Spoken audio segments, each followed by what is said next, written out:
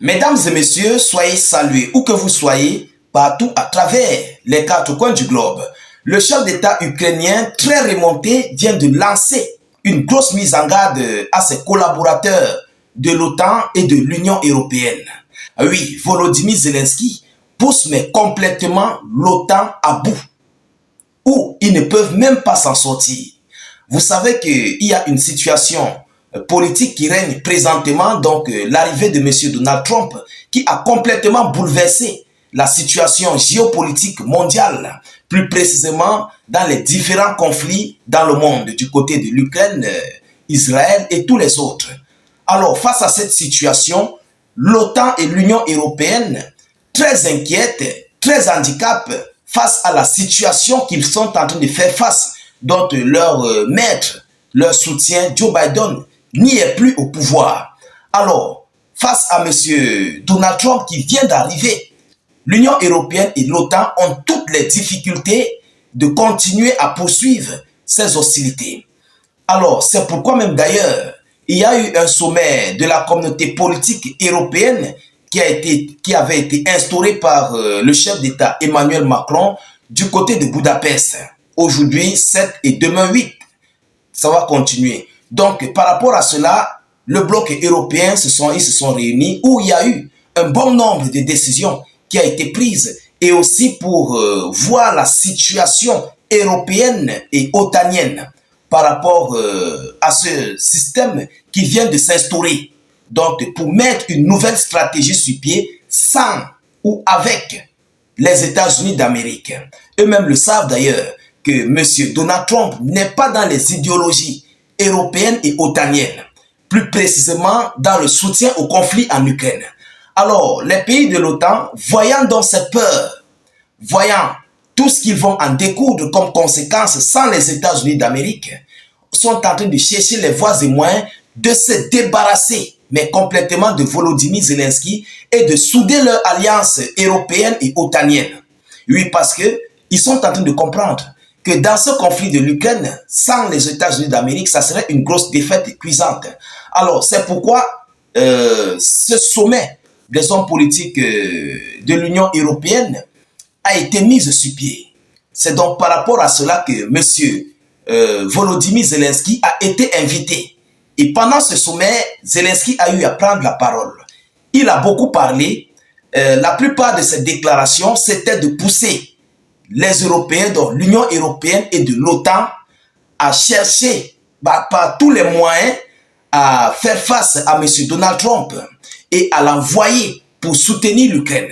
C'était ça, en fait, la plus grande partie de ces déclarations. Mais je vais en venir sur la déclaration la plus essentielle de sa mise en garde, de l'avertissement qu'il a envoyé, il a donné à l'OTAN et aux pays membres de l'Union européenne. Oui, Zelensky a tellement parlé fort face à cette situation, dans ce sommet à Budapest. Chers dames, chers messieurs, qu'est-ce que Zelensky a déclaré? Il faut d'abord le savoir, hein, il a parlé fort. Oui, il a demandé et il a exigé à l'OTAN de rencontrer M. Donald Trump. Et il a dit que sans l'Ukraine, ou bien si l'Ukraine est envahie, ça veut dire que dans les prochains jours, l'Europe serait envahie. Selon ces déclarations, donc il pousse les Européens et les Otaniens à continuer de soutenir l'Ukraine dans ce conflit sur la voie militaire, parce qu'il a dit qu'il n'a pas besoin d'une voie pacifique. Vous comprenez? Donc, il n'a pas besoin du dialogue. Il faut que la Russie libère ses territoires, vous comprenez? Ou bien le conflit doit continuer. Alors, les pays de l'OTAN et de l'Union européenne, eux, ils sont confrontés à leur part de situation, qui est la menace russe. Mais de leur côté, ils n'ont plus le soutien des États-Unis d'Amérique. Mais Volodymyr Zelensky continue de les pousser pour le soutenir. Vous comprenez? Voilà donc la situation à laquelle l'Europe se retrouve présentement.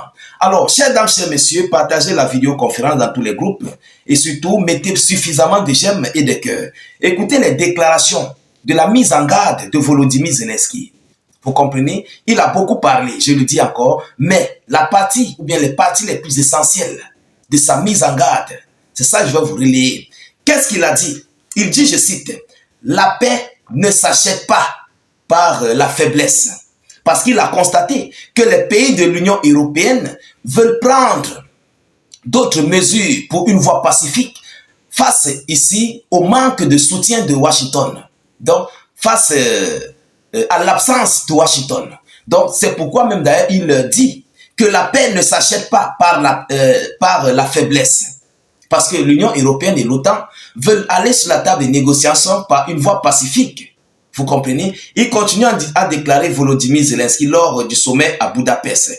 Il dit, je cite, « L'Europe doit faire preuve d'unité et adopter une approche de paix par la force. » Oui, parce que lui-même, dans la salle, il a compris que ces gens ne veulent plus venir à l'aide à l'Ukraine parce qu'eux-mêmes sont confrontés à leur situation.